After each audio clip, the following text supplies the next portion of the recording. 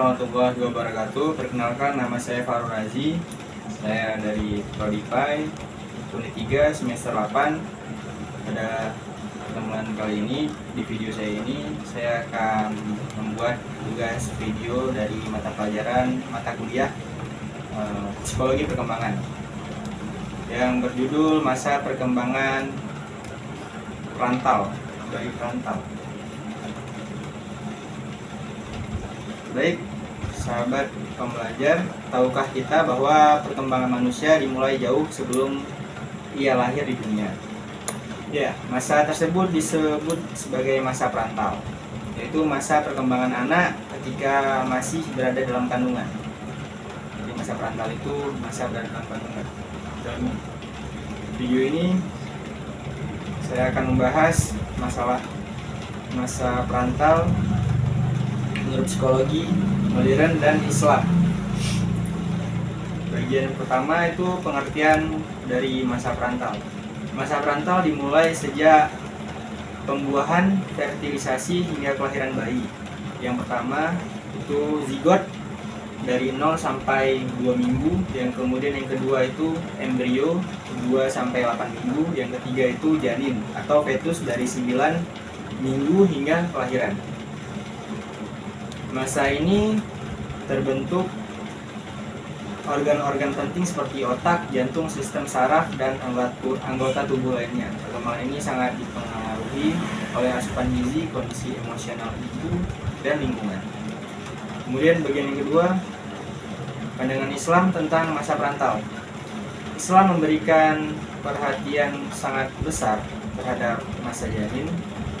Allah Subhanahu wa taala berfirman dalam Quran surat Al-Mu'minun ayat 12 sampai 14 yang artinya, dan sungguh kami telah menciptakan manusia dari saripati tanah, kemudian kami jadikan saripati itu air mani, kemudian segumpal darah, lalu segumpal daging, lalu kami ciptakan tulang-tulang dan kami bungkus tulang-tulang itu dengan daging. Ayat ini menggambarkan proses penciptaan manusia secara biologis yang sangat mirip dengan temuan medis modern sekarang. Kemudian bagian yang ketiga, perkembangan fisik dan psikis janin. Dari sudut psikologi, perkembangan anak dalam kandungan tidak hanya fisik, tapi juga psikis. Penelitian menunjukkan bahwa janin dapat merasakan suara, musik, emosi ibu sejak usia kehamilan 20 minggu.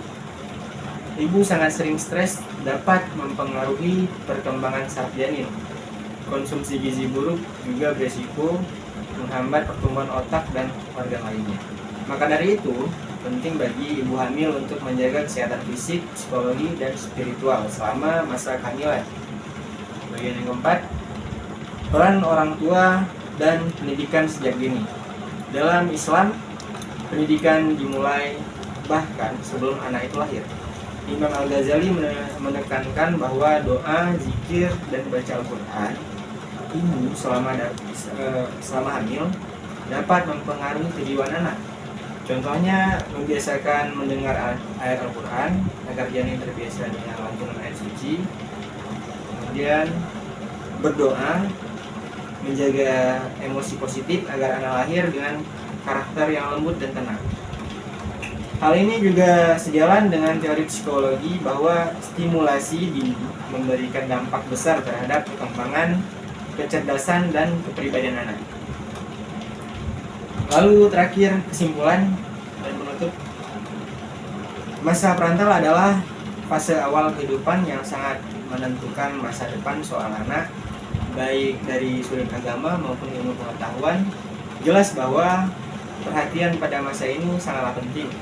Maka mari kita jaga anak-anak kita sejak dalam kandungan dengan nutrisi yang baik, ibadah yang rajin, emosi yang tenang, dan doa yang tulus.